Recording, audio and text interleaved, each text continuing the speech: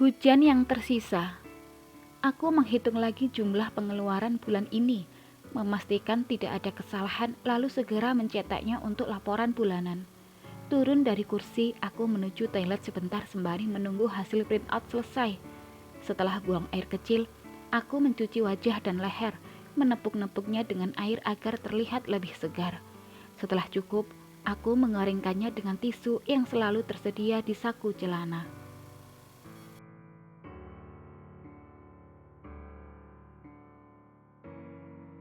Aku menatap sepasang mata yang menghitam di bagian bawah, masih dengan sorot yang penuh luka. Tisu bekas masih kugenggam di tangan kanan, sedang tangan kiri mengusap pipi kiriku yang sedikit lebih kurus. Aku menarik napas dalam, berusaha melonggarkan sesak yang kembali memenuhi dada.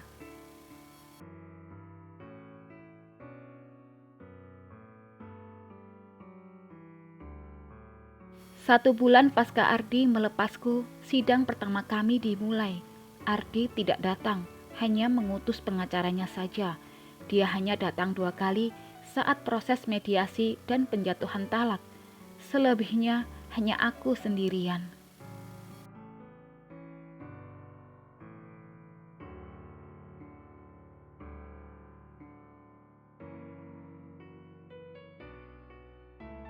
Meski kami duduk berbeda kursi, berbeda prinsip, namun tangannya tak pernah lepas menggenggamku selama sidang berlangsung.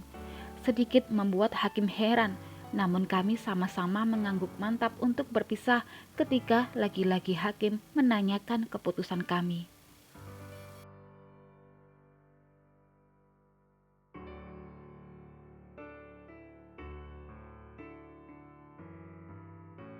Aku sedikit kecewa waktu itu, mengingat Ardi yang begitu gampangnya melepasku. Bagaimana tidak, setiap waktu yang pernah kami lalui bersama penuh dengan cintanya. Lalu ketika aku ingin mengalah, dia tak sungguh-sungguh mempertahankanku. Aku mengelus perutku yang selalu rata. Andai saja takdir berkata lain, mungkin aku sudah bahagia sekarang. Wajahku cukup segar setelah hampir seharian bergelung dengan angka dan tabel yang membuatnya kuyuh. Aku memeriksa hasil printoutku, sudah selesai, tinggal dimasukkan ke map lalu menyimpannya. Sambil menunggu waktu pulang, aku mengerjakan sedikit laporan yang tertunda. Pukul 6 kurang 15 menit seisi ruangan mulai rame. Celoteh para wanita yang sibuk berencana menghabiskan malam minggu mereka, juga para lelaki yang tiada henti menggaungkan nobar pertandingan sepak bola pada SEA Games tahun ini.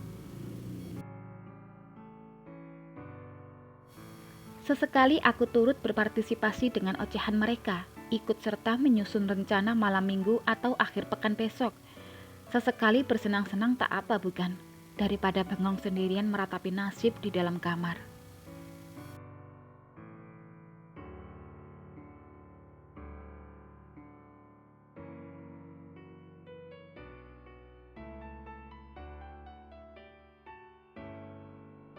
Jadi ke Bandung, aku melirik Laras yang tengah asyik menekuni salah satu situs online di ponselnya.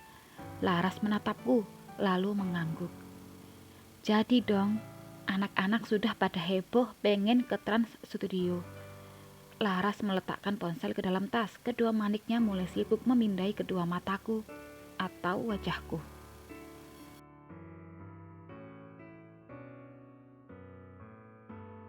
Kamu mau ikut?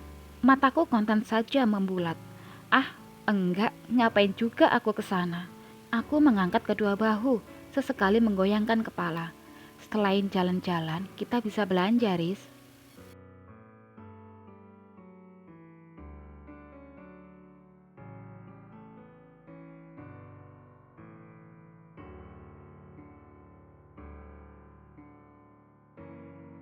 Aku membalas Laras dengan senyuman. Ide untuk bersenang-senang memang menggiurkan, tapi juga tidak harus keluar kota, apalagi sampai sejauh itu. Aku memilih melanjutkan memberesi map-map yang akan kukerjakan besok, menyibukkan diri dari aroma liburan mereka.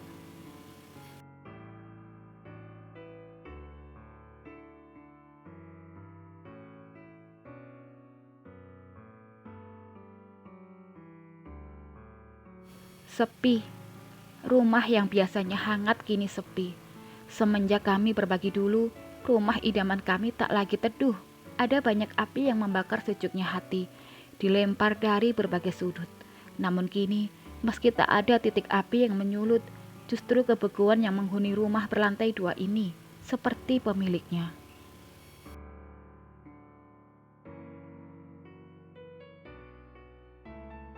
Aku meletakkan Hermes KW di tempat tidur, membiarkan benda persegi itu mejeng cantik di sebelahku.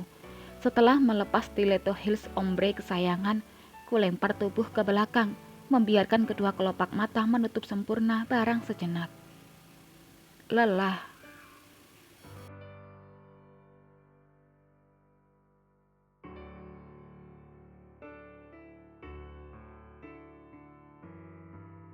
Ku embuskan napas dalam berulang kali, mencoba mencari ketenangan, membiarkan seisi rumah diselimuti kegelapan. Sepi kembali menghunjam dada, tatkala tanpa sengaja membuka mata dan menemukan foto pernikahan kami masih terpajang cantik di sudut kamar. Aku beranjak meninggalkan bantal yang melambai, mengambil foto itu dan menatap wajah lelaki yang tengah tersenyum seraya memelukku itu.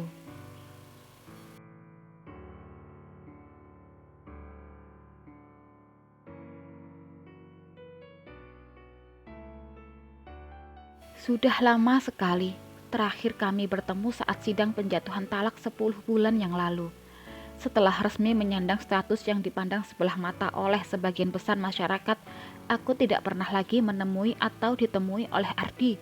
Seakan putusnya ikatan pernikahan kita, turut pula putusnya tali silaturahmi. Hakku sebagai mantan istri memang dia penuhi, begitu pula dengan rumah ini yang menjadi milikku. Namun hak batinku untuk sekadar melepas rindu pada si kembar terutama Saga tak pernah terpenuhi. Mungkin Sheila marah karena aku cemburu padanya, atau juga karena ibu yang melarangnya, aku tak tahu. Terakhir aku bertemu Sheila juga saat persidangan terakhir, dan dia selalu berada di samping Ardi. Kami tak banyak bicara. Hanya saat sidang usai dan kami saling berjabat tangan, aku berbisik lirih padanya. Jaga Ardi untukku.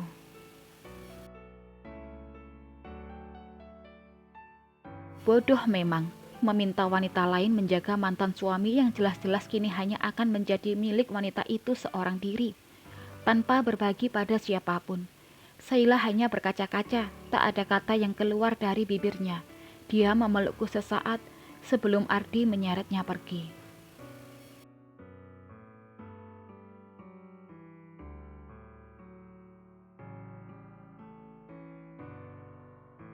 Aku hanya membatu, tak mampu berkata maupun melakukan sesuatu. Meski rasa sakit yang kuterima tak dapat diukur dengan takaran apapun, namun begitu melepas pernikahan ini, melepas pemilik hatiku, rasanya jauh lebih sakit. Dulu, aku masih bisa berharap suatu saat Ardi akan datang padaku, memelukku dalam sunyinya malam. Namun kini, harapan itu tak mungkin tersemai. Justru menjadi sebuah kesalahan bila aku masih mengharap belayan dari lelaki milik orang. Aku berjalan menuju pintu, menekan sakelar lampu yang terletak di sisi kanan pintu. Foto pernikahan ini luput dari operasiku. Kupandangi sekali lagi, wajah Ardi masih kurus saat itu. Aku membelai mata kelam itu, mata yang mampu menelanjangi hatiku.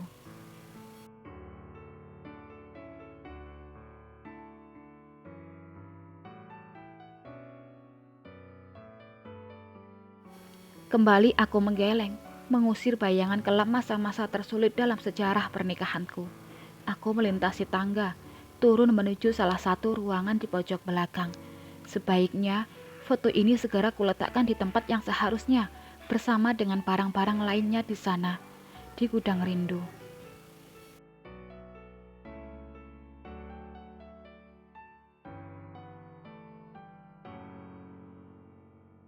Kamu liburan kemana, Riz?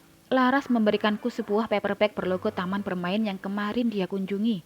Aku mengintipnya sedikit, sebuah kaos menyembul dari dalam. Sengaja menyindirku, aku meletakkan paperback di bawah meja, kembali menekuni pekerjaan yang sempat tertunda karena ulah Laras.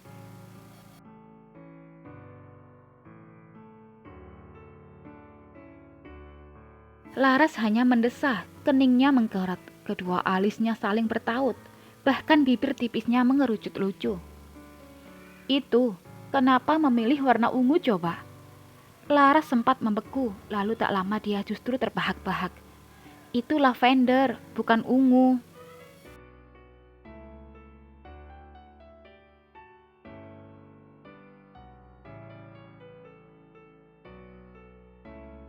Sama saja, orang awam juga bakal menyebut ungu daripada lavender.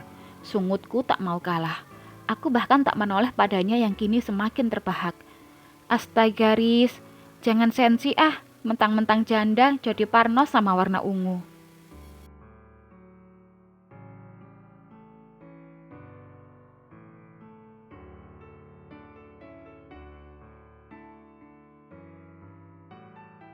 Akhirnya dia ngaku juga kalau itu warna ungu.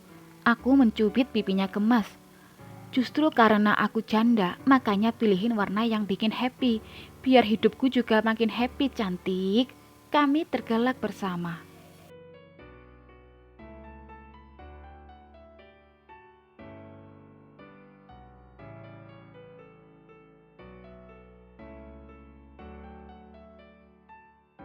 Bu Janda, dipanggil Pak Bos tuh. Laporan bulan ini mana katanya? Erik berteriak dari kubikelnya, lalu menunduk ketika tatapan singaku siap menerkam wajahnya. Itu mulut makin ganteng ya. Apalagi kalau bisa dikuncir pasti makin kece. Aku melempar tisu bekas ke mejanya. Erik hanya tertawa.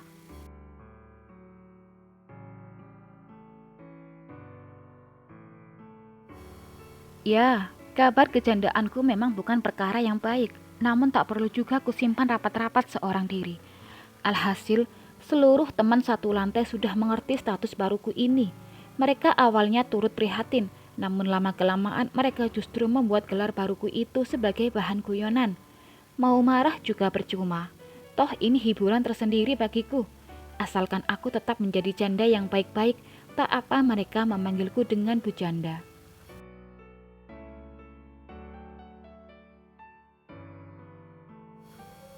Bu Janda lagi baper, kebelet kawin ya Bu? Seisi ruangan tertawa, aku hanya membalas ucapan elang dengan senyuman. Lebih baik menjanda daripada menyandang gelar jomblo akut. Iya kan Res? Laras hanya mengangguk sesekali tertawa.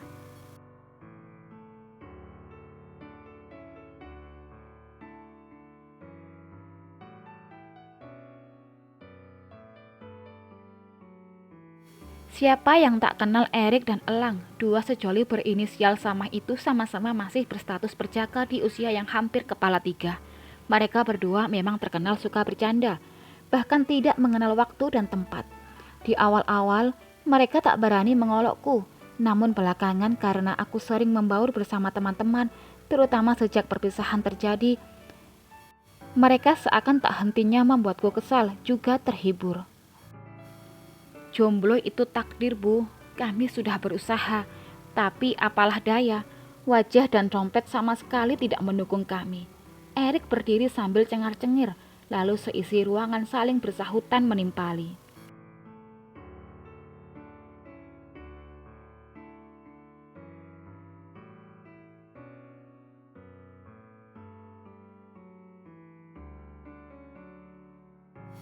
Aku hanya menggeleng melihat kelakuan juniorku itu, lalu bergegas mengambil map dan menuju ruangan sang manajer.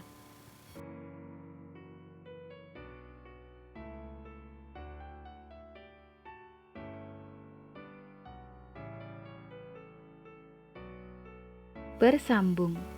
Apakah kebahagiaan akan menyambut Rista? Tunggu di episode berikutnya ya. Terima kasih.